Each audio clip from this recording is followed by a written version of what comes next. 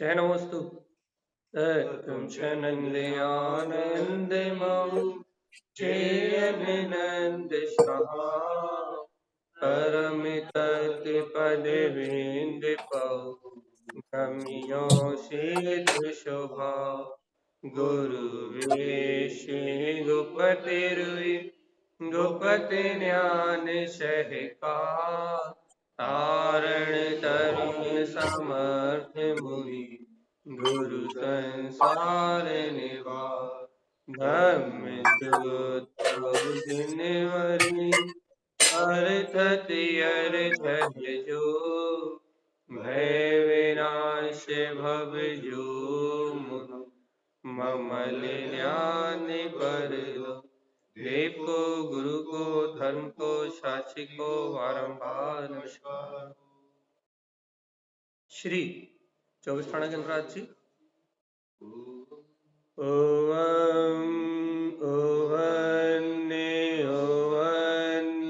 विंद विंद भवेनम विज्ञानम विनीयम स्वयं उत्पन्नं नन्तानन्त स्वयं च सूर्यं शुद्धं च शुद्धात्मेनं ओवेनमे ओवन स्वभाव मनस्य ममेलम् मैं मूर्ति ज्ञानं ध्रुवम् लोकालोक स्वयं सुरं च सूर्यं शून्यं सहावं सुरम्। बोलिए आचार्य प्रभु सदगुरु संत तारण प्रमलाचार्य जी महाराज की जय हो जय। एक साथ मंत्रोच्चारण।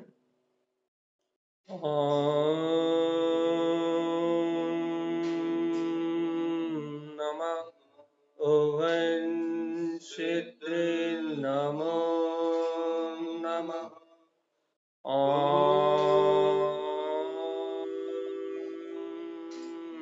नमः ओवं क्षेत्र नमो नमः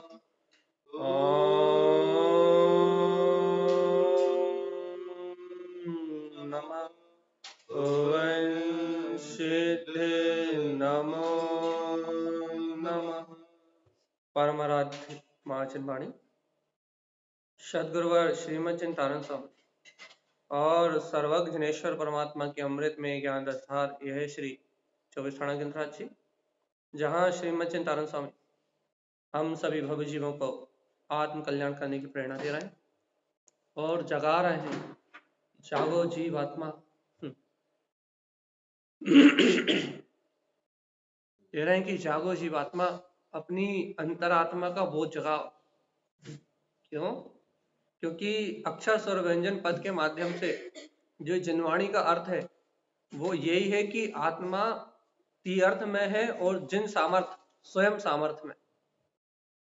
अक्षर से, स्वर से, पद से, व्यंजन से और जो अर्थ है भाव, अर्थ भाव शब्द में जिनवाणी, इससे जिनवाणी का एक ही प्रयोजन है, वो है प्रयोजनी जिन स्वभाव में रमण करना।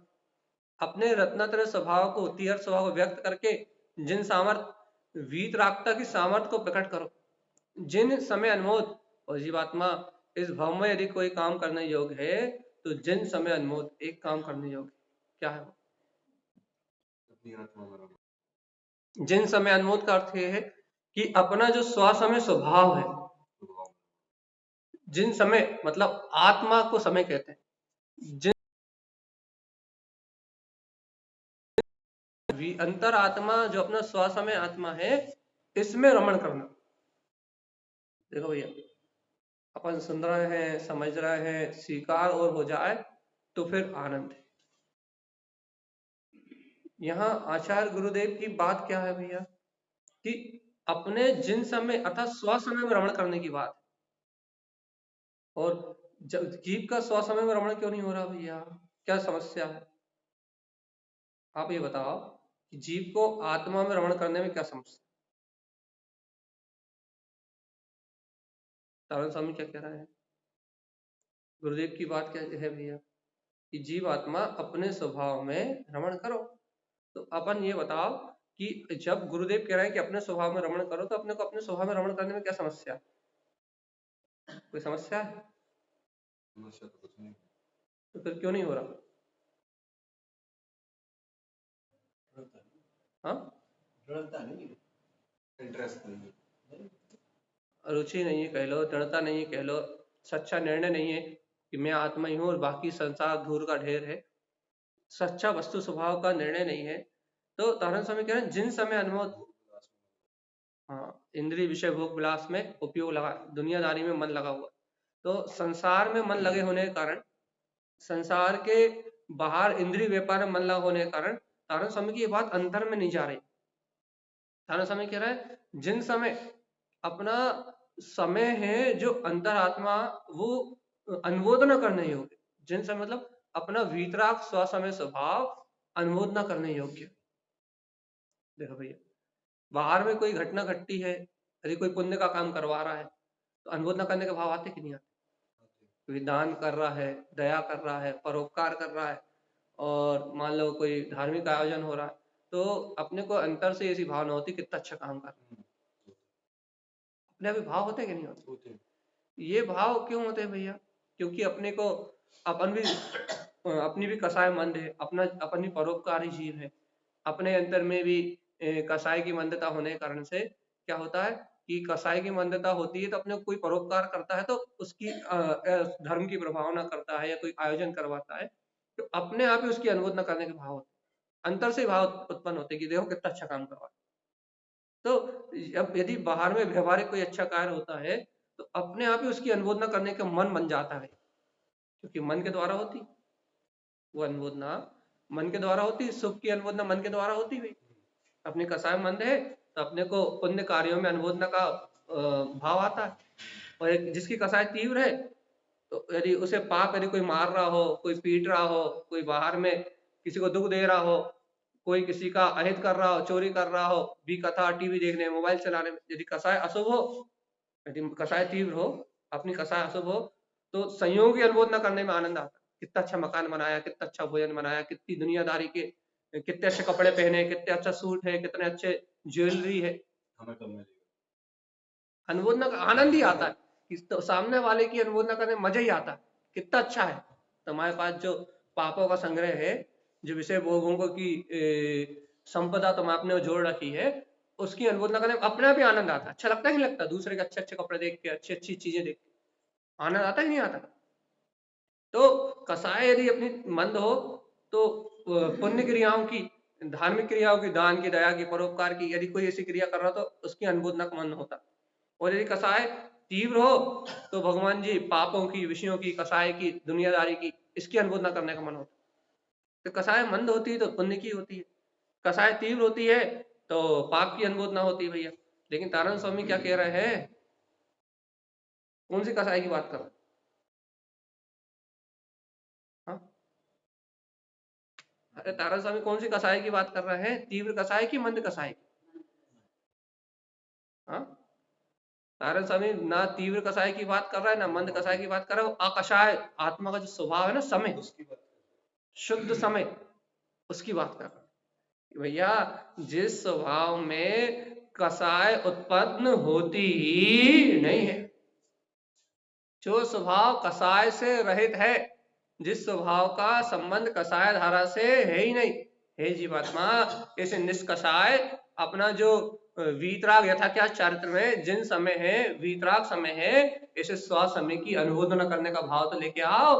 देखो तो वीतरागी भावलिंगी मुनिराज कैसे अपने आत्मा में जम के बैठे, देखो तो अरिहंत परमात्मा कैसे अपने सिद्ध पद में जम के बैठे हैं, किसी को अन्य कोई विकल्प है ही नहीं, सब कितना आनंद ले रहा है, और तुम व्यर्थ में संसार में मर रहे।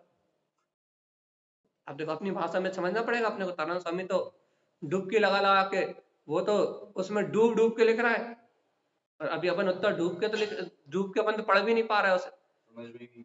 हाँ, तो अपन यदि उतनी गहराई को नहीं पकड़ पा रहा है तो अपन समझने का अभ्यास कर रहे हैं। क्या समझने का अभ्यास कर रहे हैं भैया? बहुत सावधानी से देखो कि यहाँ तारण स्वामी कह रहे हैं जिन समय अनमोद, क्या कह रहा है कि अपने वीतराग स्व समय अंतरात्मा की अनुमोदना। तो भैया जिन समय अनुमोद हम कैसे करें ऐसी अंतरात्मा की अनुमोदना? हम जिन समय की अनुमोदना कैसे करें भैया?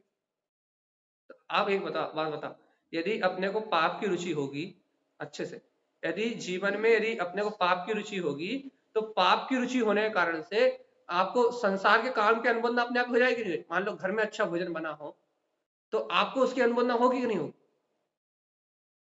अच्छा बताओ, आलू खाने की रुचि हो और आलू बने हो या किसी के घर या आलू की टिकिया बनी हो, तो अंतर उत्साह आएगा कि नहीं आएगा? वाह आलू की टिकिया बनी, आएगा ना। और यदि मान लो किसी का भक्तांबर हो रहा हो, आपकी पुण्य की रुचि हो, शुभ शुभ कसाई की रुचि हो और कोई भक्तांबर का पाठ करा रहा हो, तो आपको उस भक्तांबर के पाठ की रुचि होगी, तो आपको अनुमोदना होगी कि नहीं होगी? बहुत अच्छा काम करवाया, हमें भी करवाना है। तो देखो कसाय तीव्र थी तो पाप की हो गई तुरंत बिना रुके, कसाय मंद थी अब शुभ परिणाम थे तो तत्काल पुण्य की हो गई, बाहर की उस शुभ क्रिया की हो गई। तीव्र होने से पाप क्रिया की हो गई, मंद होने से शुभ क्रिया की हो गई। लेकिन भगवान जी आत्मा की कब होगी ये तो बताओ। मंद से धीरे धीरे हो। मंदता माध्यम हो सकती है, मंद कसाय माध्यम हो सकती है, मंद कसाय का परिणाम माध्यम हो सकता है, लेकिन भैया स्व समय जिन समय की अनुमोदना होगी कब? कब होगी? अरे जिन समय की अनुमोदना भगवान आत्मा जब अपन उस वीतराग स्वभाव को स्वीकार तो करें कि देखो तो कैसे परम दिगंबर वो वीतरागी मुनिराज, कैसे अरिहंत परमात्मा कैसे अपने अतीन्द्रिय आनंद का रसपान कर रहे हैं, और देखो तो यही स्वभाव मेरे अंतर में है, पहले स्वीकार तो करो। वो ही वीतरागता मेरे अंतर में, तब उसका आश्रय प्रकट होगा। तो आप स्वीकार ही ना करो, अपने को ऐसे लगे भैया ये स्त्री तन अपना है, स्त्री भूमिका में जो क्रियाएं हो रही है वो अपनी है, परिवार हमारी जिम्मेदारी है, पुत्र परिवार हमारी जिम्मेदारी है, संयोग हमारी जिम्मेदारी है। जब तक ये संयोग अपनी जिम्मेदारी लग रहे हैं तब तक अनुभूति नहीं होगी। तो भैया क्या करें, इन सब के कर्तव्य से भाग जाए, घर गृहस्थी छोड़ दे? क्या कर्तव्य से नहीं भागने कह रहा है, ये कह रहा है जीवात्मा इनसे अपनापन निकले, ये बात तो बोध में आए कि ये सारे संयोग क्षणभंगुर हैं, तब तब इनका आश्रय टूटेगा। ये थोड़ी कह रहा है गुरु महाराज, ये थोड़ी कह रहा है कि घर छोड़ के भाग जाओ, तारण स्वामी थोड़ी कह रहा है कि तुम घर गृहस्थी छोड़ो और भाग जाओ। तारण स्वामी ये कह रहे हैं कि जीवात्मा पहले इन सब संयोगों में अपना तत्व तो तोड़ो और पहले स्वीकार तो करो कि वास्तव में मेरा है कौन? कौन है मेरा? कोई तो होगा, अपनी आत्मा के अलावा। यही तो तारा स्वामी कह रहा है, जिन समय अनमोद क्या कह रहा है, अपने शुद्ध आत्म स्वभाव का आश्रय लो। जिन मतलब भीतराग स्वभाव, समय मतलब आत्मा, अपना शुद्ध स्वभाव आत्मा अर्थात अपना स्व समय आत्मा वीतराग समय में है, स्व समय है। और देखो तो कितनी सरल बात, तारण स्वामी की बात कितनी सरल कि जीवात्मा जिन समय अनमोद ऐसे वीतराग जो स्व समय शुद्धात्मा है अनमोद, इसका आश्रय लो। तारण स्वामी क्यों ले? हम पति का आश्रय लेते हैं तो पैसे कमा के लाता है, हम पति का आश्रय लेते हैं तो पैसे कमा के लाता है, हम बच्चों का पालन करते हैं तो हमें ये आश्रय है कि बड़े होके वो हमारे बुढ़ापे का साथ देंगे, है कि नहीं? यदि हम भक्तांबर की अनुमोदना करते हैं तो हमारे अंतर में ये भाव है, क्या भाव है कि हमें पुण्य मिलेगा, हम स्वर्ग जाएंगे। यदि हम पाप की अनुमोदना करते हैं तो हमें भैया डर तो है नरक जाएंगे, लेकिन हमारी रुचि है, हम कर लेते हैं, भैया क्या करें, पाप करना हमारी हॉबी है। बिना इंद्रिय विषयों के, बिना पाप के हमारे जीवन में कुछ रहेगा क्या? जितना रंगीन, जितना भी रंगीन जीवन है, कलरफुल, कलरफुल जीवन समझ गए ना, जितना भी कलरफुल जीवन है वो कलरफुल अर्थात क्या कहें उसे, भौतिक विषयों रूप जितना भी रंगीन जीवन है वो सारा रंगीन जीवन पापों से ही तो है, अशुभ से ही तो है। यदि जीवन से अशुभ को निकाल दो तो फिर सफेद कपड़े बचेंगे क्या लगे, फिर जीवन में है ही क्या? बताओ, जितना भी रंगीन जीवन है, रंगीन कपड़ों से नहीं है इसका मतलब, राग देश से, जितना भी रंगीन जीवन है, कहने लगे ये सारा अशुभ के बल पे तो है, और आप कह रहे हो भाई अशुभ की रुचि छोड़ दो। तो यदि अशुभ की रुचि टूट गई तो कहने लगे फिर ना परिवार रह जाएगा, ना संयोग रह जाएंगे, ना गृहस्थी रह जाएगी, कहने लगे फिर तो सब खत्म हो जाएगा। और फिर कह रहे जीवन जीने का मजा ही क्या, आनंद ही क्या है, ये बता। और कहने लगे इस रंगीन जीवन से, जो अशुभ का जो रंगीन जीवन है, इस अशुभ के रंगीन जीवन से एक थोड़ी बहुत फुर्सत मिल जाती है तो हम शुभ के परिणमन में आ जाते हैं, मंदिर आ जाते हैं, स्वाध्याय कर लेते हैं, भक्तम्बर जी का पाठ, तान त्रिवेणी जी का पाठ, और थोड़ा बहुत जाप मंत्र जप की क्रियाएं कर लेते हैं, तो थोड़ा बहुत इस कलरफुल जीवन से बाहर निकलते हैं, तो थोड़ी बहुत भावना हो जाती है सुख की, मंद कसाई की। और भैया क्यों हो जाती है, भैया डर रहता है ना कि कितने पाप करोगे, और थोड़े बहुत तो पुण्य कर लो, स्वर्ग तो यदि इस पुण्य के काल में आयु का बंद हो गया तो कम से कम बच जाओगे, बेहतर भूत तो बन जाओगे, नरक तो नहीं जाओगे कम से कम। तो देखो भैया, पुण्य की अनुमोदना भी होती है और पाप की भी होती है। अर्थात मैं पुत्र परिवार के आश्रित अनादिकाल से हूं, या फिर ऐसा कहो अनादिकाल से मैं पुद्गल, ये कर्म है ना, इन पुद्गल कर्म के आश्रित तो मैं अनादिकाल से हूं, इनका आश्रय तो मेरा जीव 24 घंटे 24 आवर्स ग्रहण करके रखा ही है कि नहीं। पुण्य पाप का आश्रय 24 घंटे है कि नहीं। अब तारण स्वामी की बात मानोगे कि नहीं मानोगे, जिन समय अनमोद वो कह रहा है इस पुण्य पाप का आश्रय तो तू 24 घंटे लेके रखा है, लेकिन अब क्या कर, अपने श्वास में जो आत्मा है वो वीतराग है, अर्थात राग देश के विकल्पों से रहित है, अनमोद। एक बार इसका आश्रय तो लेके देखो, कैसे ले, कैसे ले, कैसे ले। अच्छा तो परिवार का आश्रय कैसे लेके रखा, बता दो। अच्छा आपने पति का, पत्नी का, या बच्चों का, या फिर माता पिता का आश्रय कैसे लेके रखा, घर का, धन का कैसे आश्रय लेके रखा, कैसे लेके रखा बता। घर का, पति का, पत्नी का, पैसों का, इन सब का आश्रय कैसे लेके रखा, मन बना, बोलो तो, कुछ तो बोलो, कैसे लेके रखा, बोलो कैसे लेके रखा है। अरे लगती है सक्रिय लगती है, अपना मान। अरे इन सब में अपने पने की मानता करके, इन सब के प्रति अपनी जिम्मेदारी समझ के, ये सब हमारी जिम्मेदारी है। कह लगे वो माला जी पड़ी गई थी ना, उस माला जी से देखो अब देखो विषय तो ऐसे ही, जब वो माला जी पड़ी गई थी ना, तो उस माला जी से ये निर्णय हो गया था, क्या निर्णय हो गया था कि ये हमारे स्वामी जी है। तो उस माला जी से ये निर्णय हो गया था कि हमारे पतिदेव है। तो कहने लगे एक माला जी ने निर्णय करा दिया, क्या निर्णय करा दिया भैया, कि हमारे पति देव है, ये हमारा परिवार है, ये हमारा घर है, ये हमारा दुकान है, ये हमारे मकान है, ये सारे संयोग हमारे हैं। एक माला जी से पूरा निर्णय हो गया भाई, गजब की बात है। एक माला जी से पूरा का पूरा निर्णय निर्णय बदल गया, आपका पूरा निर्णय बदल गया, पूरी की पूरी शक्ति बदल गई आपकी, और आपका पूरा आश्रय बदला गया, माता पिता के आश्रय से पति का आश्रय हो गया। तो एक निर्णय ने आपका पूरा आश्रय चेंज कर दिया, पूरा का पूरा।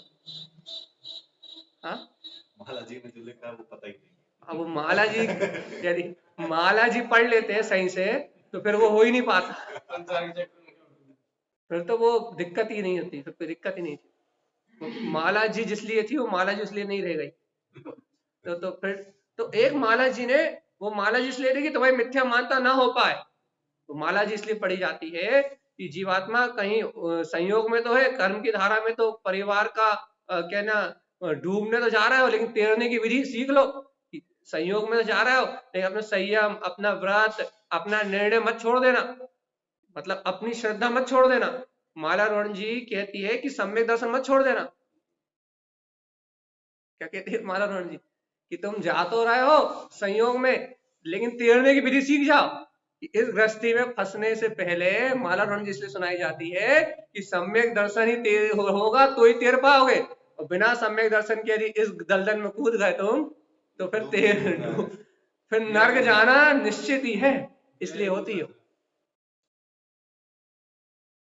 अब आपने विषय निकाल दिया इसलिए कहना पड़ा हमें कि वो माला जी इसलिए होती है कि वो कहते हैं कि जा तो रहे हो लेकिन तैरने की विधि सीख के जाना, नदी में उतर तो रहे हो, लेकिन तैराक बन के जाना, तैराक बन के नदी में उतरना। यदि बिना तैराक बने यदि तुम नदी में उतर गए तो फिर तुम्हारा डूबना पूर्ण निश्चित है। इसलिए उस दलदल में फंसने के पहले माला माला जी सुनाई जाती है। क्यों सुनाई जाती है? कि जीवात्मा ये माला जी सुन लो और पक्का सम्यक दर्शन का निर्णय कर लेना कि मैं आत्मा अनंत गुण में हूं, ऐसा मान लेना। जो संयोग आ रहा है वो कर्मजन्य है, उसके साथ रहना है, परिवार बसा रहे हो, सारे सब कार्य चलेंगे, लेकिन साथ में तत्व का निर्णय भगवान की वाणी की शरण मत छोड़ देना। और श्रद्धांत टूट गया तुम्हारा, सच्चा श्रद्धांत नहीं रहा, तो भगवान जी फिर तुम इस पाप के दलदल, इस गृहस्थी के पाप के दलदल में ऐसे डूबोगे कि नरक में जाके निकलोगे। नियम है ये। फिर इस पाप के दलदल में ऐसे डूबोगे यदि सम्यक दर्शन की विधि और सत्य श्रद्धान की विधि यदि अंतर में नहीं आई, तो फिर इस पाप के दलदल में ऐसे डूबोगे तो इस नरक में जाके जन्म लोगे, दूसरा कोई उपाय नहीं। तो फिर क्या कह रहे हैं भैया कि दादन स्वामी यही कह रहे हैं, यहाँ यही कहना चाह रहे हैं कि जिन समय अनमोद क्या करना भैया कि अपने को स्वसमय अंतर आत्मा जो है इसकी अनुमोदना करना। तो ये गृहस्थी की अनुमोदना कैसे होती है? पाप परिग्रह की अनुमोदना कैसे होती है? दुनियादारी की अनुमोदना कैसे होती है? कैसे होती है? वहां अपनापन भासता है, वहां मेरापन भासता है, वहां जिम्मेदारी भासती है, वहां ऐसा भासता है भैया कि मैं ही हूं, मेरा ही परिणाम है, मेरा ही कर्तव्य है। जैसे अपनापन मेरापन उन संयोगों में भासता है जीवात्मा, वैसे ही अपनापन क्या कभी अपने अंतरात्मा में भासता है कि देखो तो सर्वज्ञ परमात्मा कैसे अतीन्द्रिय आनंद स्वसमय में लीन है। वो देखो तो वो ही स्वभाव मेरा, कभी वैसा अपनापन इसमें वास्ता है आत्मा में? हाँ कि ना? जितना प्रेम तुम उन संसार के विकल्प रूप संयोगों से करते हो, जितना प्रेम अपन पाप से कसाय से करते हैं, इंद्रिय विषयों से करते हैं, क्या जीवात्मा उतनी ही प्रीति अपने अंतर आत्म स्वभाव से, गायक तत्व से होती कि नहीं? शुद्ध आत्म स्वभाव से होती कि नहीं? ज्ञान मात्र स्वभाव ही आत्मा हूं मैं, ज्ञान मात्र स्वभाव आत्मा हूं मैं, ज्ञान मात्र स्वभाव आत्मा हूं। अरे जब मैं ज्ञान मात्र स्वभाव आत्मा हूं तो उससे स्नेह है कि नहीं? उससे प्रेम है कि नहीं? नहीं भैया, जितनी प्रीति पर से है उतनी प्रीति आत्मा से है। अब आत्मा से प्रीति नहीं है तो अनुमोदना कैसे करोगे? देखो भैया, धन से प्रेम है ना, और कोई उस धन से एक मर्सिडीज खरीद रहा है, कोई भी गाड़ी खरीद रहा है, तो तत्काल अनुमोदना होती। अरे कोई एक साइकिल भी ले आया ना बच्चा, तो अनुमोदना होती, कितनी बढ़िया साइकिल है ना। तो देखो अपना रस है ना जिस वस्तु का, उसकी अनुमोदना होती। जिस वस्तु का अपने को रस है, जिसकी ओर अपनी रुचि है, उसकी अनुमोदना होती है। और जिसकी अपने को रुचि ना हो, जिसका अपने को रस ना हो, उसकी अनुमोदना नहीं। अभी बताओ, स्वस्वामी की अनुमोदना करना है, वीतराग वो भी क्या कहते हैं, आपकी रंग बिरंगी दुनिया से अलग। ये संसार की जो रंग बिरंगी दुनिया है ना, राग देश कसाय में, इस राग देश कसाय में जो रंग बिरंगी दुनिया है, इससे अलग वीतराग स्वभाव की अनुमोदना, स्वस्वामी की अनुमोदना करना कैसे करोगे? चलो अगला सूत्र ले रहे हैं भैया, क्या हमें तो नहीं करना। हाँ, जिन सहकार कैसे करोगे? उस वीतराग स्वसमय स्वरूप का सहकार, उस अपने अंतर में बैठे हुए निश्चुतात्म देव को, ज्ञायक तत्व को अपनी चारित्र की रमणता में कैसे लेके आओगे? जब तक उसका आश्रय नहीं लोगे तब तक उस चारित्र चक्रवर्ती ज्ञान भाव का अनुभव कैसे करोगे? पहले स्वीकार तो करो भगवान जी, पहले निष्ठा पूर्वक, सत्य की भावना पूर्वक और अपने अंतर की दृढ़ निश्चय पूर्वक पहले उस स्वसमय स्वभाव को, जिन सहकार उस अंतरात्मा को स्वीकार तो करो कि वो ही मेरा अविनाशी पद है, वो ही मेरी शाश्वत सत्ता है। उस वीतराग स्वसमय ध्रुव आत्मा में अनंत अनंत प्रकाश है जीवात्मा, सहकार तो करो उसका, सहकार करो। मानो इन घर में, गृहस्थी में, पुत्र में, परिवार में, धन दौलत, इन विषयों के बीच में रहते हुए, शुभ अशुभ पर्याय भाव के बीच में रहते हुए उसका सहकार करो, उसे स्वीकार करो कि वो ही मेरा अविनाशी स्वभाव।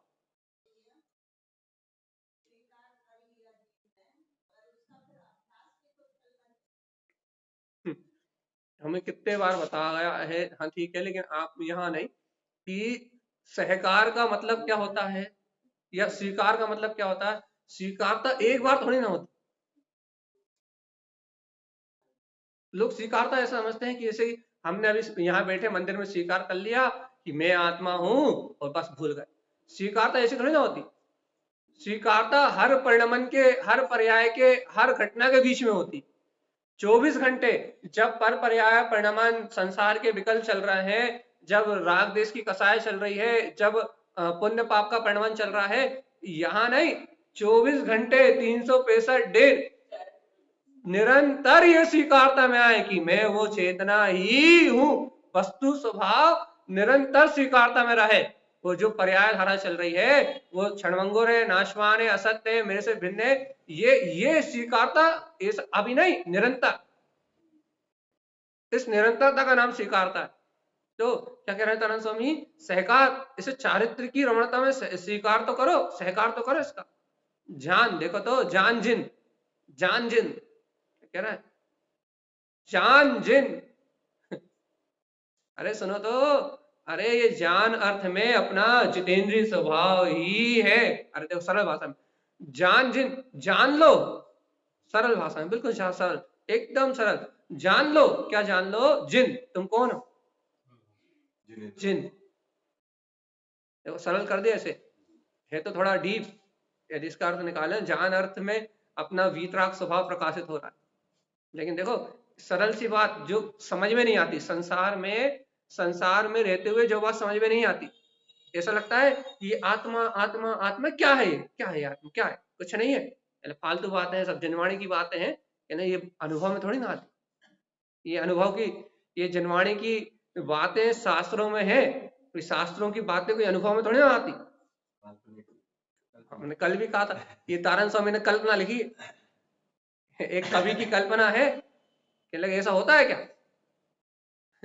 लेकिन सुनो तो भगवान जी तारण स्वामी कहते जान जिन, सरल भाषा में, जानो, क्या जानो, अरे जानो कि तुम जिन हो। तुम जितेंद्रीय स्वभाव के धारी हो, तुम जिन पद के स्वामी हो, जानो। जान अर्थ में अपने जिन स्वभाव का अनुभव करो। जान अर्थ से अपने जितेंद्रीय जिन वीतराग पद को अनुभूति में लो, और जिन अवकाश, और क्या करो, इसी जिन स्वरूप में, इसी जितेंद्रीय स्वभाव में अवकाश ठहर जाओ। क्यों, अरे संसार से अवकाश, अवकाश लो, संसार से छुट्टी लो, और अंतरात्मा में रमण करने के लिए रुचि बढ़ा। देखो भैया, बाहर से नहीं, बाहर से घर के सारे काम करने हैं पड़ेंगे, दुकान के काम करने पड़ेंगे, लेकिन अंतर से, अंतर हृदय से घर पुत्र परिवार को अपना मानना बंद करो, और इन सारे होते हुए कार्यों के बीच में, अरे क्या करो, इन सब कार्यों से अवकाश लो, छुट्टी लो, और अंतर में जिन स्वभाव का चिंतन तो करो। कार्य करते हुए, होते होने वाले परिणमन के बीच में, या फिर थोड़ी देर होने वाले परिणमन से अलग होके, मिनट 2 मिनट 4 मिनट, दिन में 10 बार 5 बार 2 बार 4 बार, इस परिणमन से भिन्न मैं आत्मा हूं, ऐसा अवकाश तो लो, छुट्टी तो लो, थोड़ी देर की लो, 10 मिनट की छुट्टी लो, दिन में 4 बार लो, दिन में 2 बार लो, जितने बार हो सकती है 5 बार लो। भोजन बनाते बनाते ही यदि याद आ जाए तो 2 मिनट गैस मद्दा करके अवकाश तो लो।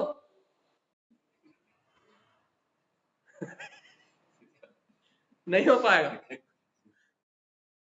परिवार वालों के भाव खराब हो गई, अबे तक खाना नहीं बना। अरे तो हम थोड़े कह रहे पूरी देर के लिए, 1 मिनट के लिए अवकाश तो लो। ये निर्णय तो करो कि ये भोजन रूप परिणमन जो बन रहा है, ये हमारी कर्तव्य बुद्धि से नहीं बन रहा, ये समय की योग्यता से बन रहा है, और हमारा ऐसा कर्म कर्म का उदय है इसलिए बन रहा है, हम बनाने वाले नहीं है। कम से कम 30 सेकंड के लिए, 25 सेकंड के लिए, 20 सेकंड के लिए ऐसा विचार तो कर लो। क्या होगा, जो अनंत कर्म बन रहा है ना वो टूट जाएंगे। और इस कर्तव्य भाव से बना रहे हो तो जितना आश्रम हो रहा है उसका कोई हिसाब किताब नहीं है। वही देखो, हम अपनी भाषा में समझा दे रहे हैं, तारण स्वामी तो कह रहा है कि जान अर्थ में उस जिन स्वभाव में ठहर जाओ और क्या करो, अरे अवकाश लो, उसमें ही ठहरो, उसमें ही रमण करो। देखो भैया, अपन इतना वीतरागता का इतना गाढ़ प्रसाद नहीं कर सकते, अरे तो थोड़ी देर के लिए करो, घड़ी दो घड़ी, मिनट दो मिनट, अरे घंटे दो घंटे, जितनी देर मिले उतनी देर फालतू टीवी मोबाइल और भी कथाओं में फोन पे ना लगा के क्या करो, जिन स्वभाव में अवकाश करो, वीतराग स्वभाव में कम से कम छुट्टी तो लो। ये क्यों ले, हम संसार से छुट्टी क्यों ले, हम संसार के इंद्रिय विषयों से छुट्टी क्यों ले भैया? अरे भगवान आत्मा, जब संसार से अवकाश लोगे तभी जो अपना खाली त्रिकाली स्वभाव है वो अनुभूति में आ जाएगा, वो अपनी स्वानुभूति में तत्काल प्रकट होगा। और जीवात्मा यदि अपन व्यस्त रहेंगे भी कथाओं में, कर्तृत्व बुद्धि में, ममत्व के, स्त्री पुत्र परिवार के ममत्व के भाव में यदि हम व्यस्त रहेंगे और अवकाश नहीं लेंगे तो बताओ रेस्ट कैसे होगा? आराम, अपने त्रिकाली स्वभाव शयन, अपने वीतराग स्वभाव में विश्राम कैसे होगा? आराम कैसे मिलेगा? आत्मा के आराम की बात कर रहा है, आत्मा के सुख की बात कर रहा है। यदि लौकिक अज्ञान मानताओं से, कर्तृत्व की मानता से, अपनत्व की मानता से, एकत्व की मानता से, ममत्व की मानता से यदि हम इन कर्तृत्व भोक्तत्व की मानता से विश्राम नहीं लें, जो दिन भर के विकल्प चल रहे हैं इन विकल्पों से यदि अपन विश्राम अवकाश ना लें, थोड़ी देर छुट्टी ना लें, तो बताओ आत्मा का रेस्ट कैसे होगा? शरीर के रेस्ट की बात नहीं कर रहा है, अंतरात्मा का रेस्ट कैसे होगा? अंतर में विश्राम कैसे होगा? और जीवात्मा सुनो तो, यदि अंतर आत्मा में विश्राम नहीं हुआ, अंतर आत्मा का आनंद नहीं आया, तो फिर कुछ भी नहीं हुआ, फिर तुम्हारे जीवन में कोई घटना नहीं घटी, फिर तुम्हारे जीवन में कोई उपलब्धि नहीं आई, फिर तुम्हारे जीवन में कोई अतिशय नहीं हुआ, क्योंकि जीवात्मा जब अंतर आत्मा स्वयं में विश्राम करेगी तो शाश्वत सुख प्रकट होगा, और वो विश्राम से आत्मा को आराम मिलेगा। घर में थक जाओगे, 1 घंटा सो जाओगे या रात में सो लोगे, शरीर को विश्राम मिलेगा, मन को विश्राम मिलेगा, लेकिन जीवात्मा संसार के इंद्रिय विषयों से हटके अवकाश छुट्टी लेके यदि अंतर आत्मा का चिंतन करोगे तो फिर आत्मा को विश्राम मिलेगा, आत्मा की थकान दूर होगी। किसकी थकान मिटाना? और जीवात्मा सुनो तो, यदि इंद्रिय विषयों से हटके, मन के विकल्पों से हटके आत्मा में विश्राम लोगे तो भगवान आत्मा फिर से रिचार्ज हो जाओगे।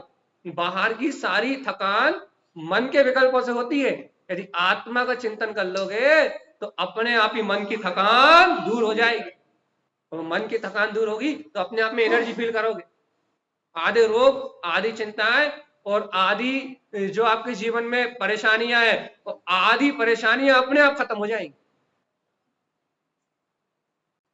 ये बात आप समझना बहुत कठिन है, यदि कोई समझ ले तो बात बहुत बढ़िया है कि यदि आप अंतरात्मा विश्राम लेते हो, मान लो जैसे आप तत्व चर्चा सुन के जाओ तो आप कितने थके हो, आप यदि आपका मन लगता है तत्व चर्चा में, स्वाध्याय में या सामायिक में, तो आप कितने थके हो, तो आप 10 मिनट यदि चिंतन कर लो तो ऐसा लगता है कि सब खत्म, क्योंकि जीव थकता है काय से? विकल्पों से थकान होता है, हर जीव को थकान होती है अंतर के चलने वाले विकल्पों से, और ये जीव उन विकल्पों से अवकाश ले ले तो अवकाश ले ले तो क्या, उसके अंतर का दुख कम हो जाएगा तुरंत, और जहां अंतर का दुख कम हो जाएगा आत्मा फिर ऊर्जा महसूस करने लगेगी, तुरंत फ्रेश रिफ्रेश हो जाएगा, तुरंत तुरंत शक्ति आ जाती, तुरंत। आप देखो कितनी थकान हो रही हो,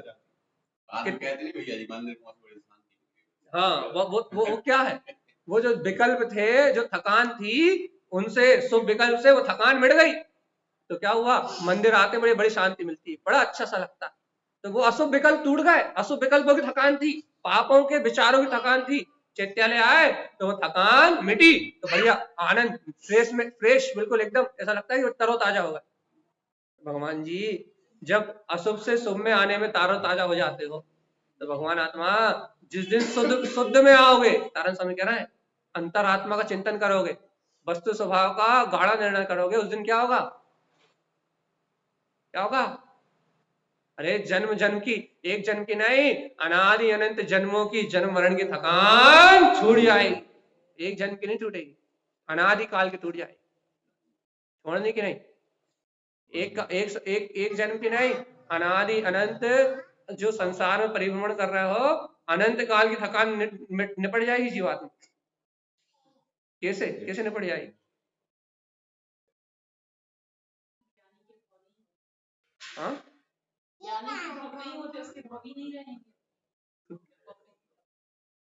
अरे जितने अवकाश, अर्थात यहाँ कह रहे हैं स्वभाव में ठहरो, अवकाश लो, तो आपकी थकान मिट जाएगी। थकान कौन सी? अनंत जन्म मरण की, जो पूर्व में किया है वो दुख भी दूर हो जाएंगे, और अनादि अनंत काल से आदि में जो भाव है भैया, भाव भ्रमण की जो पीड़ा है, उसकी थकान भी मिट जाएगी, विश्राम मिलेगा, विश्राम।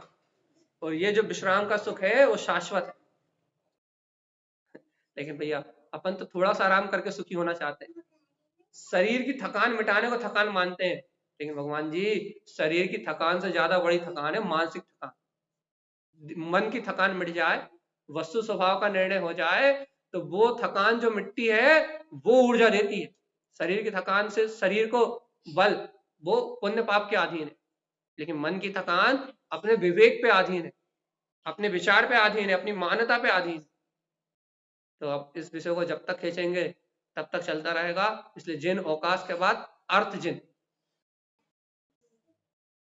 अर्थ जिन क्या अर्थ हुआ? अर्थ मतलब होता है प्रयोजनी,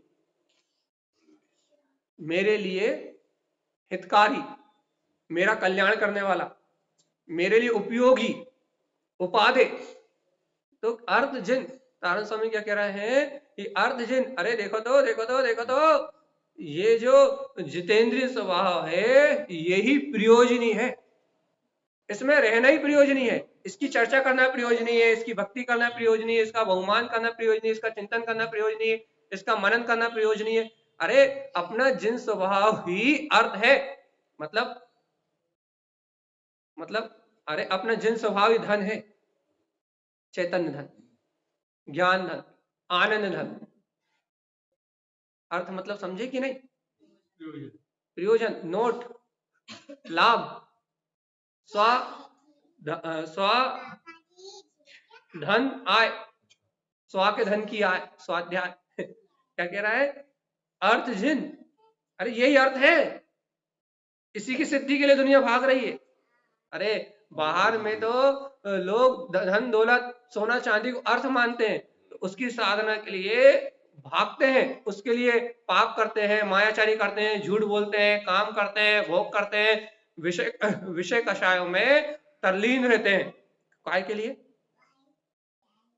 बाहर के अर्थ के लिए। करते हैं कि नहीं करते? संसार में संसारी जीव तो इंद्रिय विषय भोग विलास के लिए, बाहर की भौतिकता के लिए, बाहर भौतिक संपदा के लिए हर एक प्रकार का प्रपंच करते हैं अर्थ के लिए। क्यों? क्योंकि उनके लिए संसार ही प्रयोजनी है, वो धन को ही प्रयोजनी मानते, अर्थ मानते। क्या कहते धर्म, क्या बोलते हैं, धन ही उनके लिए सब कुछ है। तो भाई अपने लिए तारण स्वामी कह रहे हैं, सुनो, जिन सो अपना जिन स्वभाव, अपना वीतराग स्वभाव ही अर्थ है। अर्थ है मतलब यही दौलत है अपनी। क्या? ये अपना जिन स्वभाव जो है, चेतन संपदा जो है, यही अपनी दौलत है। चेतन संपदा ही अपनी दौलत है। क्या तुम्हें अपनी दौलत मिली कि नहीं मिली? राह कुछ बोलो, मिली कि नहीं? नहीं मिली। ऐसा विश्वास तो करो भगवान जी, ये चैतन्य संपदा मेरे हृदय में विराजमान है, अनंत गुणों का पिंड, ये चैतन्य संपदा मेरे हृदय में विराजमान है। अर्थ जिन, अरे स्वीकार तो करो, अब ये अंतरात्म सत्ता, ये प्रयोजनी, लाभकारी, जिससे अनंत काल का लाभ होगा, अनंत काल का लाभ होगा, ऐसा परम लाभ को प्रदान करने वाला वो अंतरात्मा मुझे प्राप्त हो गया। तो देखो उन्होंने लिख दिया अनंत जिन, कैसा है वो? अनंत चतुष्टय। वो मेरे हृदय में मुझे वो लाभ प्राप्त हो गया है जो कैसा है, अनंत जिन। अरे देखो तो अनंत चतुष्टय में अपना जितेंद्रीय स्वभाव है। आज जिनेन्द्र देव की अमृतवाणी से अपने हृदय स्थल में वो परमात्मा मुझे प्राप्त हो गया। देखो तो अनंत काल से भूला भटका मेरा जीव आज उस परम सत्ता को प्राप्त कर गया। कितना उत्सव का दिन है, कितना आनंद का दिन है, कितनी अंतर अनुमोदना का दिन है कि देखो तो देखो तो देखो तो जिस परम सत्ता को मैं अनादि काल से भूला हुआ था, आज वो भगवान की अमृत दिव्य ध्वनि में वो सत्ता मुझे मिल गई और मुझे स्वीकार हो गई कि देखो तो वो मेरा जिन स्वभाव मेरे अंतर है, अनमोद जिन। और देखो आज सहज ही उसकी अनुमोदना हो रही है कि हाँ है, पूर्ण विश्वास हो रहा है कि मेरा ही स्वभाव है। पूर्ण शक्ति से पूर्ण अंतरात्मा कह रही कि नहीं, वास्तव में मैं वो त्रिकाली हूं। जो आज तक संसार का परिभ्रमण था वो तो झूठ था, कर्म की दशा से था, लेकिन आज जो अनुभव हो रहा है वो शाश्वत है, अक्षय है और अनंत है। अब सारी अनंत काल तक मैं अपने सिद्ध स्वभाव का अनुभव करूंगा। और ये कर्म की जो दशा बची है ना, जो संसार का परिभ्रमण बचा है, वो तो थोड़े ही समय में बीत जाएगा। थोड़े समय बाद हम सिद्ध शिला में जाके विराजमान होंगे और संसार के झंझट से छूट जाएंगे। ये तारण स्वामी कह रहा है। देखो तारण स्वामी कह रहा है अर्थ जिन, देखो आज प्रयोजनी स्वभाव का लाभ हुआ है। आज अनंत जिन, आज अनंत चतुष्टय में स्वभाव अनुभूति में आया है। अनमोद जिन, आज इस वीतराग स्वभाव की अनुमोदना हो रही है। और सुनो तो क्षिपक जिन, अरे यही अपना छायक स्वभाव है, ये कभी नष्ट नहीं होगा। एक बार आपकी अनुभूति में प्रकट हो गया तो सारी अनंत काल तक आपके अनुभव में बना रहेगा। तो मुक्ति जिन, और सुनो तो इस स्वभाव में आचरण करने से ही मुक्ति की प्राप्ति होगी, क्योंकि ये स्वयं मुक्त है। और सुनो सुनो स्वयं लब्धि जिन, क्या उपलब्ध हुआ है, सुनो तो आज मुझे मेरा ही स्वभाव उपलब्ध हुआ है। ये कोई दूसरे की वस्तु थोड़ी ना है। आज मुझे मेरे अंतर में मेरे स्वभाव की लब्धि प्राप्त हो गई है। और सुनो सुनो तस् स्वभाव, ये जो तुम्हारा स्वभाव है शुद्ध सार्धम करोति। तुम एक काम करना, अब घर में रहना, दुकान में रहना, मकान में रहना, सबके बीच में रहना, लेकिन क्या करना, तस् स्वभाव शुद्ध सार्धम करोति। तुम इस प्रकार से ही घर गृहस्थी पुत्र परिवार संयोग किसी के बीच में भी रहना, लेकिन एक काम करना कि अपने शुद्ध स्वभाव की ही साधना करना। और बाकी सब कर्म संयोग जानना कि घर दुकान मकान संयोग ये सब कर्म की धारा है। तो मेरे लिए क्या है भैया, तस् स्वभाव, जो स्वभाव कहा है तारण स्वामी ने, शुद्ध सार्धम करोति, मात्र मैं तो वो शुद्ध वीतराग आत्मा ही हूं। चाहे उठो, चाहे बैठो, चाहे खाओ, चाहे पियो, लेकिन अपने आत्मा की स्मृति मत भूलना। कोई इस संसार में तुम्हारा कोई अनिष्ट करने वाला नहीं। उसकी साधना करना कैसे होगी, उसकी सुरत रख के। ये कह रहा है ताना स्वामी कि वो अपना स्वभाव अनंत चतुष्टय में है, इस समय मेरे हृदय में है, मैंने जान लिया है। आज मेरे हृदय में पहली बार ये कहो कि उस स्वभाव की अनुमोदना हुई है। वो मेरा स्वभाव छायक वीतराग स्वभाव स्वयं प्रकट हुआ है। आज मैंने जाना है कि मुक्ति बाहर नहीं, मुक्ति तो अंदर थी। मैं विकल्प कर रहा था इसलिए नहीं मिल रही थी, मुक्ति मेरे अंदर थी, सुख मेरे अंदर था। स्वयं लब्धि जिन, देखो तो आज स्वयं की लब्धि प्रकट हो गई है। और देखो देखो देखो तानंद स्वामी की आज्ञा, तस् स्वभाव शुद्ध साधना करोति। क्या करना कि तुम इस शुद्ध स्वभाव की साधना करना। क्यों, क्योंकि ये अपना ही छायक वीतराग स्वभाव मुक्त है, स्वयं की लब्धि है। तुम इसकी साधना करोगे तो जन्म मरण के बंधन से छूट जाओगे। और वो अतुलित आत्मा का वैभव जो जिनेंद्र भोग रहे हैं, वो वैभव तुम्हारे अनुभव में आएगा। ऐसा तारा स्वामी लिखा है। कह दो गुरुदेव के वचन।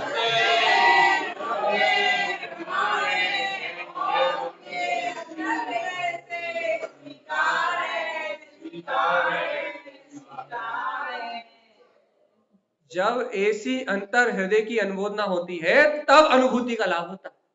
और तब इस देह से भिन्न वो निराकार आत्मा की जो चेतन शक्ति है, इस शरीर संयोग से भिन्न उस अंतर चेतन शक्ति का जागरण होता है। और तारण स्वामी के ग्रंथों में ऐसी वीतराग शक्ति का जागरण ही दिया भी है। तारण स्वामी के ग्रंथों में ऐसी अंतर अद्भुत वीतराग शक्ति का जागरण दिया। कल्लो भगवान जी अपूर्व अवसर है। ये तारण स्वामी के अनमोल ग्रंथ, ये मनुष्य भाव, ये स्त्री पर्याय हो या चाहे पुरुष पर्याय हो, मनुष्य भाव मिलना और इस मनुष्य भाव में गुरुदेव की अमृत वाणी मिलना और गुरु की देव की अमृत वाणी में अपने शुद्ध स्वभाव की महिमा सुनना, ये अतिशय में अतिशय है और अतिशय है। सुनो तो क्या करो, तस् जीवस ज्ञान विज्ञान सहकार निकले शुद्ध विशेष। क्या करो, तुम जीव हो कि नहीं, जीवात्मा हो कि नहीं?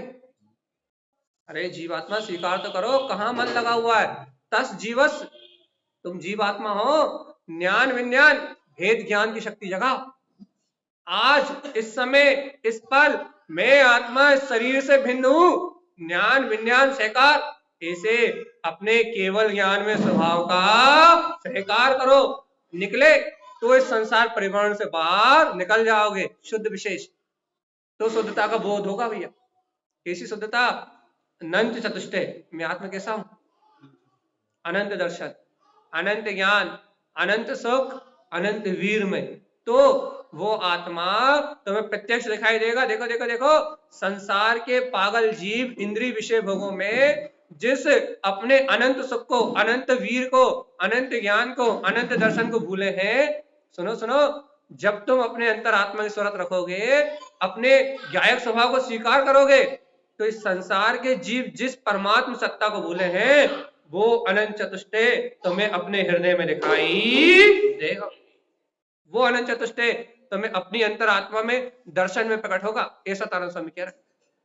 तस जीवस, जो जीव ज्ञान विज्ञान भेद विज्ञान के द्वारा सहकार, अपने वीतराग भाव का सहकार करेगा, निकले वो 84 लाख के दंडपन से, इस वनस्पति गाय की अज्ञानता अज्ञान पर्यायों से निकले, बाहर निकल जाएगा शुद्ध विशेष।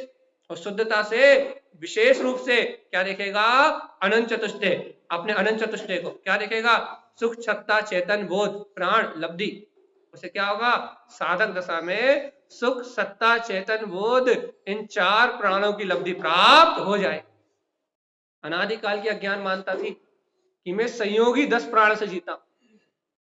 संयोगी 10 प्राण तो है ही, लेकिन आत्मा जीता है अपने सुख प्राण से, आत्मा जीता अपनी सत्ता के प्राण से, आत्मा जीता है अपने बोध के प्राण से, आत्मा जीता अपने चेतन प्राण से।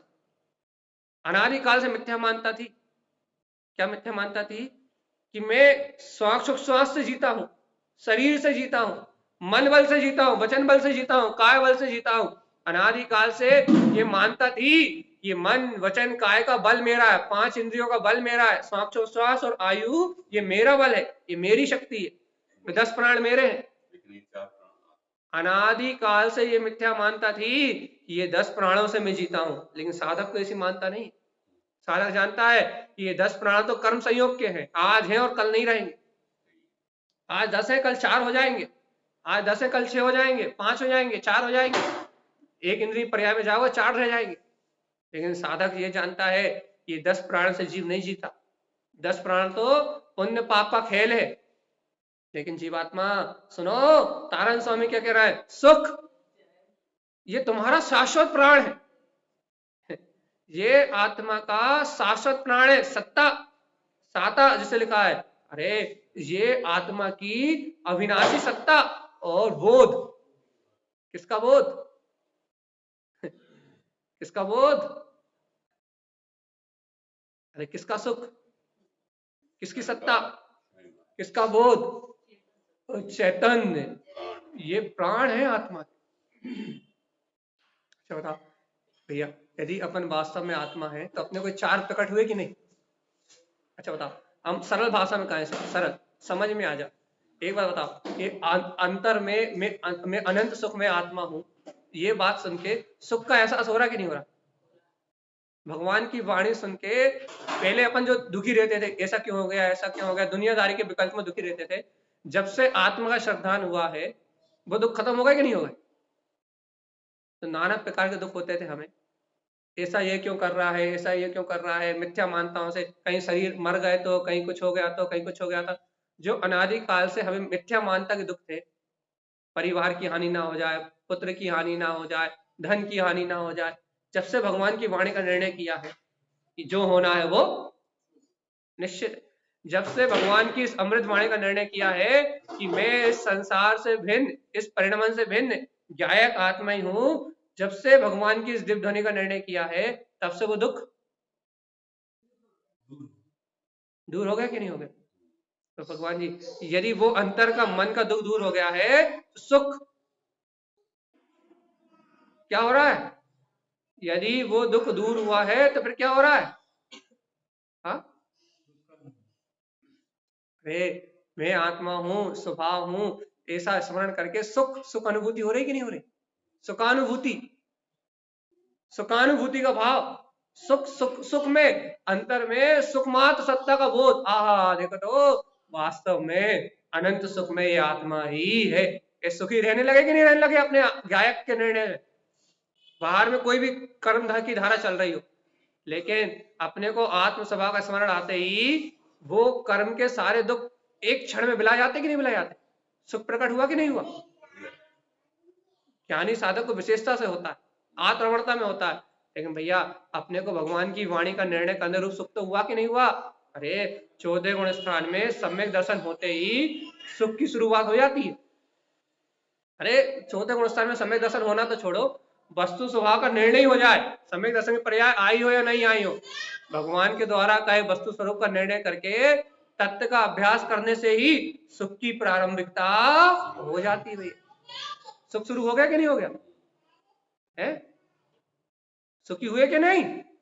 या संसारी मिथ्या दृष्टि जीवों की तरफ दुखी हो, हाय हाय हाय, कले में, शरीर आदि के रोग में, शोक में, संसार की नाना प्रकार की पीड़ा में, अनेक प्रकार की चिंताओं में आकुलित व्याकुलित हो, संसारी जीव मिथ्या मानताओं में आकुलित व्याकुलित है।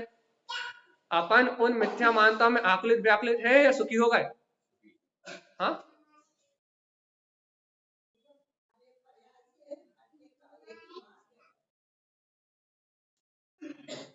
पर्याय परिणमन से अलग है अपना स्वभाव, सुखी हुए कि नहीं?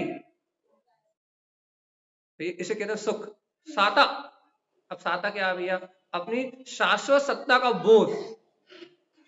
साता क्या है? क्या साता?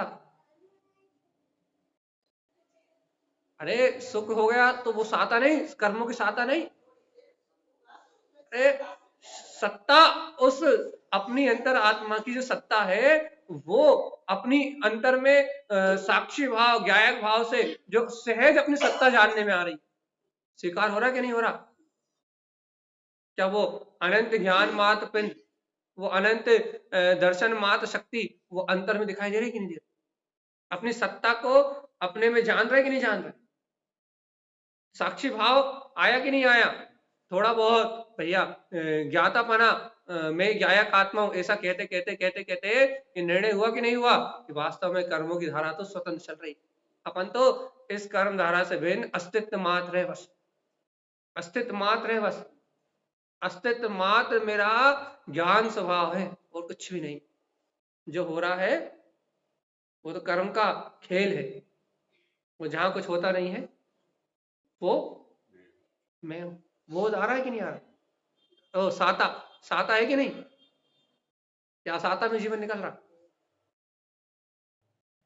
हाँ, नहीं पता भैया। चल बोध, बोध, बोधि, ज्ञान,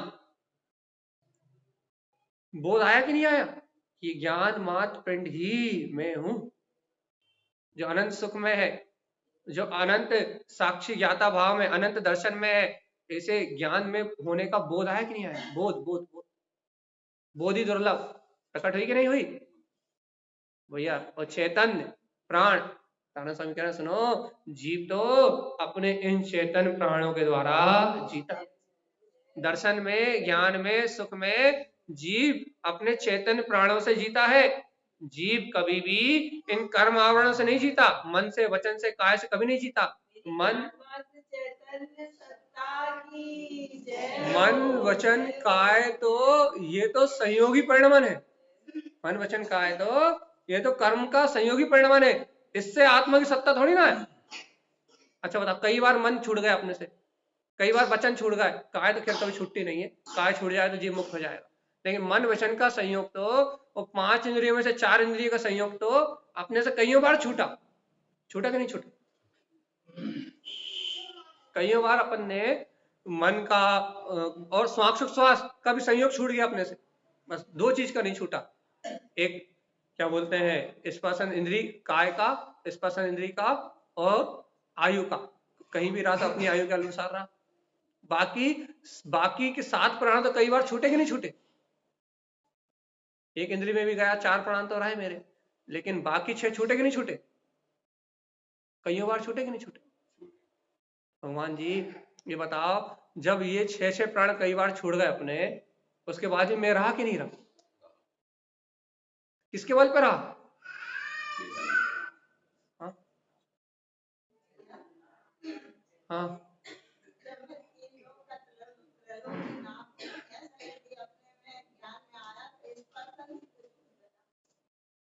वो अनुभूति के काल की बात कर रहा है, अनुभूति के समय की बात कर रहा है, लेकिन अभी तो हम ये कह रहे हैं कि यदि मैं नरक में भी हूँ, निगोद में भी हूँ, स्थावर करे पर्याय में भी हूँ, 5 स्थावर काय के पर्याय में भी हूँ, यदि मैं इन पर्यायों में भी हूँ और मेरे ये संयोगी 6 प्राण छूट गए हैं, तो मैं किसके बल पे जिंदा हूँ?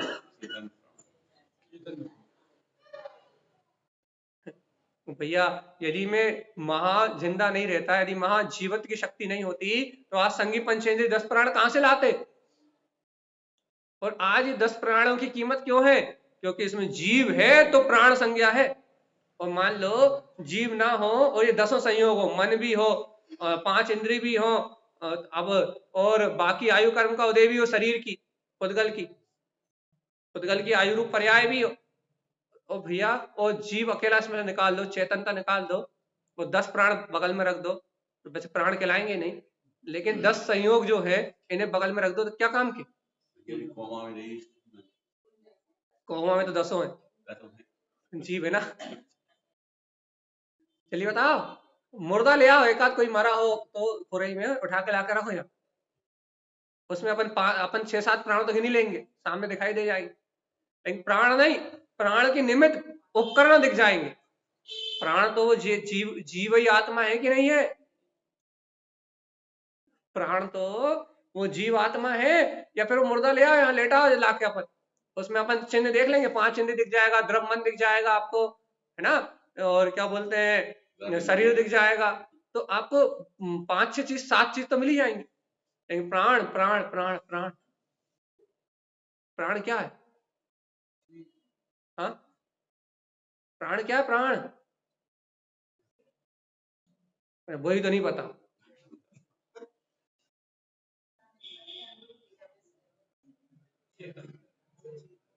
अरे मानो तो तारण स्वामी कह रहा है, सुख सत्ता, सुख साता वो चेतना, ये जीव के प्राण है, जिससे जीव अविनाशी है, शाश्वत है, और ज्ञानी को ऐसे आत्म स्वभाव में रमणता रूप, ज्ञायक स्वभाव में रमणता रूप इन चतुष्टय 4 प्राणों की लब्धि प्राप्त हो जाती है, तभी तो वो साधक कहलाता है, ज्ञानी कहलाता है। उठते बैठते सोते जागते उसे अपनी सत्ता का बोध है, अपने आत्मा सुख में रहता है, और अपने चेतन में जागृति बनाए रखता है, उसे इस जड़ शरीर आदि के बीच में रहते हुए अपने चैतन्य मात्र स्वभाव का बोध बरतता है, स्मरण रहता है कि इन सारे पर्याय भाव से भिन्न मैं ज्ञायक सत्ता हूं, इसलिए तो ऐसी आत्मा की लब्धि प्राप्त करने वाला स्वयं जिनेंद्र हो जाता है। बताओ तो आखिरी बात भैया, एक सरल सा प्रश्न, बिल्कुल अंतिम, कि जैन धर्म और अन्य धर्म में क्या अंतर है?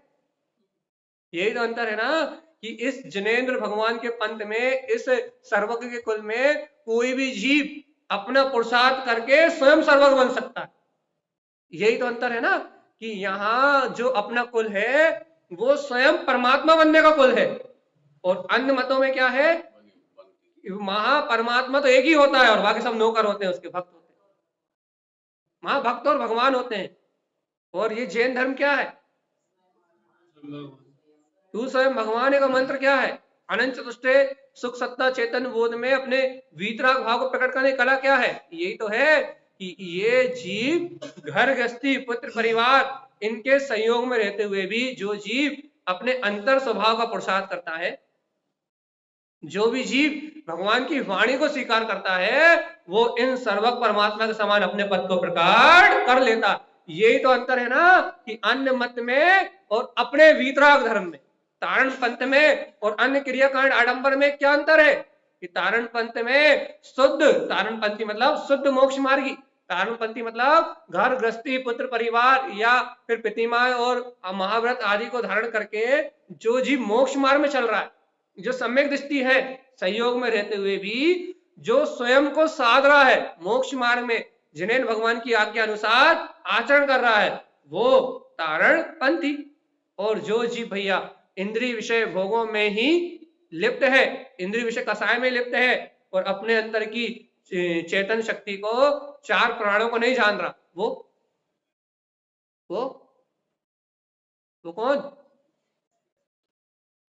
हाँ, जो अपनी इस वीतराग शक्ति को, जो अपने अंतर की चेतन शक्ति को नहीं जान रहा, वो कौन?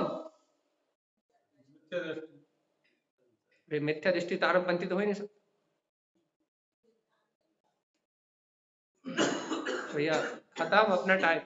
जो मिथ्या दृष्टि है, जो सत्य को नहीं जान रहा, जो सत्य को नहीं पहचान रहा, वो जीव तो तारणपंथी हो ही नहीं सकता, क्योंकि तारणपंथ अर्थात मोक्ष का अपन रोज कह रहे हैं भैया, यदि इन संयोगों में रहते हुए भेद ज्ञान है, तत्निर्णय है और अपने अनंत चतुष्टय में स्वभाव का बोध है, तो अपन सच्चे मोक्ष मार्गी है। और नहीं तो भैया बातें बातें हैं और बातों से मुक्ति नहीं है ना। इसलिए अपन सभी अपने अंतरात्मा कल्याण करें और हर स्थिति में भेद ज्ञान तत्व निर्णय का आशय लेके और अपने चैतन्य चक्रवर्ती गायक स्वभाव की शर्त रखें। यही तारण स्वामी का हम समस्त भव जीवों के लिए मंगल में उपदेश है भाई। बोलिए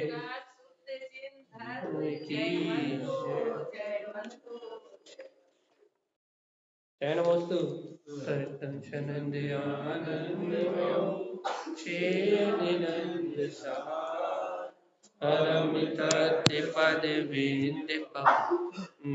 सभी को जय जैन जय तारण गुरु